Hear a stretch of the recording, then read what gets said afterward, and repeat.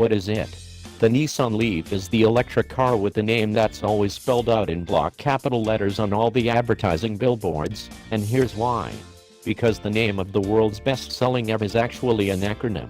Turns out they didn't just dub it in honor of Carlos Ghosn's favorite rubber tree pot plant after all. It's an unusually descriptive acronym by Japanese car industry standards. This car is Nissan's leading environmentally friendly affordable family vehicle. Of course it is.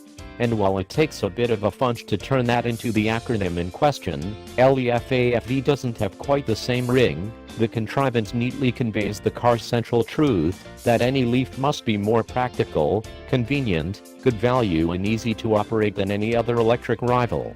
And yet it must also be market-leading, popular in one sense, innovative and pioneering in another.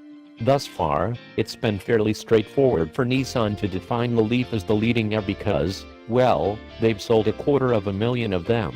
Looking towards a fairly near future with all-electric Hondas, Toyotas, Volkswagen IDs and countless millions of Teslas in it, however, market-leading status may be a tougher ask. Still, it'll be the fiber of this car with which it'll be aiming to claim it, the second-generation Leaf, complete with sharper looks, more power, more battery range, better onboard technology, and value for money proposition that plainly isn't to be sniffed at. What's it like? On the face of it, certainly a Leaf that continues to be worthy of those capital letters.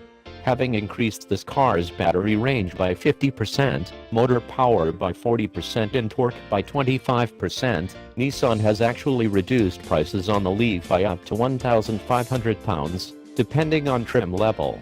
Granted, the car still relies on the UK Treasury's £4,500 buyer incentive to make good its business case.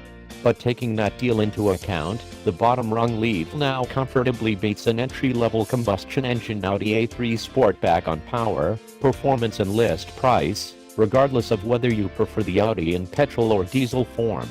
Where the Leaf falls down when compared with the proper premium branded mainstream hatchbacks against which its price continues to be inside. The car's driving position is improved, but still feels oddly perched, because you're sitting, even up front, directly above the drive battery, and still lacks telescopic steering column adjustment. Perceived cabin quality is a shade improved from the outgoing car's standard, but it's still way off where it ought to be for the price. At least you get a better instrument cluster this time around, with a digital screen whose display you can customize, and that makes getting the best out of that electric powertrain easier. Driving the Leaf is certainly suggestive of greater premium level refinements than the interior is. Being as brilliantly responsive to the accelerator as ever, and having greater torque-related thrust below about 50 miles per hour than just about anything short of a hot hatchback, the Leaf is a delight to drive around town. Nissan's powertrain improvements also make it feel much less out of place on the motorway than the old one did. There's a new e-pedal setting for the car, which filters in strong regenerative braking before you go anywhere near the brake pedal, and makes the Leaf at once easier to drive and better at recycling energy than the old one. And, perhaps more striking than everything else, this is now a seriously quiet and refined car, just as you'd want an EV to be.